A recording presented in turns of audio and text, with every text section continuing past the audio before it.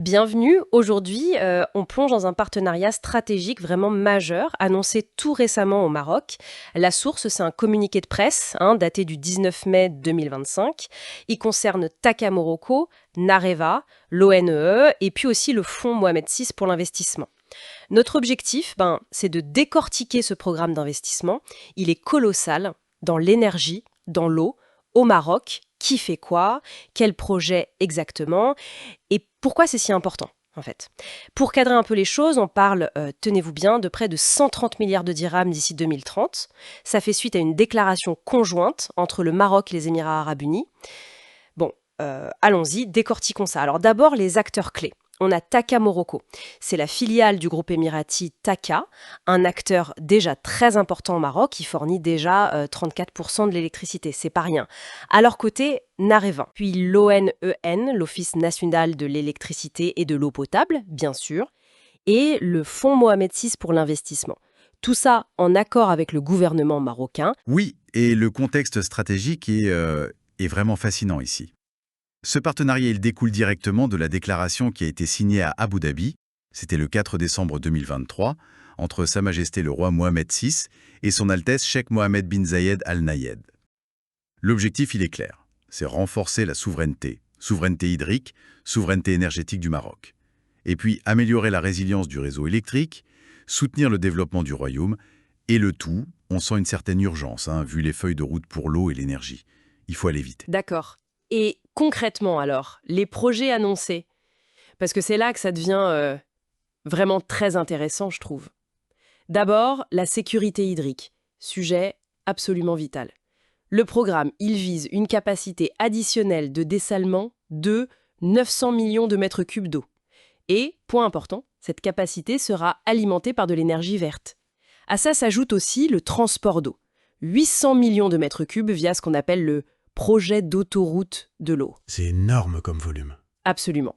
Ensuite, l'électricité. Là, on voit un mix, une approche combinée. Il y a la reprise de la centrale à gaz de Tadart, qui fait 400 MW, et aussi le développement de près de 1100 MW de projets additionnels, des cycles combinés gaz, donc des CCGT.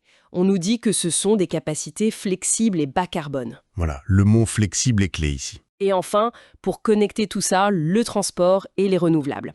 Une nouvelle ligne très haute tension, en courant continu, HVDC, une capacité d'environ 3000 MW.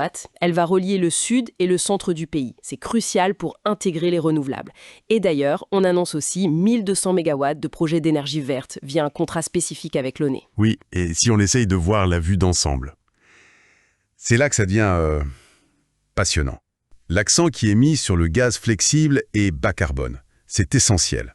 Essentiel pour assurer la stabilité du réseau, ce qu'on appelle la charge de base. Vous avez la production minimale constante. Mais cette flexibilité, elle permet justement d'intégrer massivement les énergies renouvelables, qui, elles, sont intermittentes, comme les 1200 MW prévus. Donc, l'un permet l'autre. D'accord, le gaz en soutien du renouvelable. Exactement. Et la ligne HVDC, elle résout un goulot d'étranglement pour acheminer cette énergie verte qui est souvent produite dans le sud vers là où on en a besoin. Et puis, le dessalement, qui devient viable parce qu'il est alimenté en verre, et ça répond à la criticité de l'eau. C'est vraiment une approche très intégrée. Il faut noter aussi la structure de détention, c'est intéressant. Des parts égales pour TAK, Morocco et Nareva, et 15% pour le fonds Mohamed VI et d'autres acteurs publics.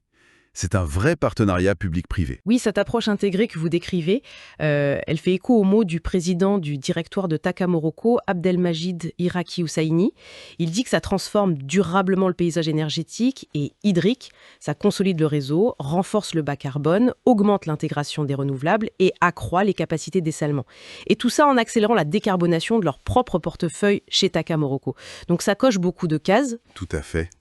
Pour résumer, si on doit synthétiser, c'est un investissement massif, via un partenariat public-privé très stratégique.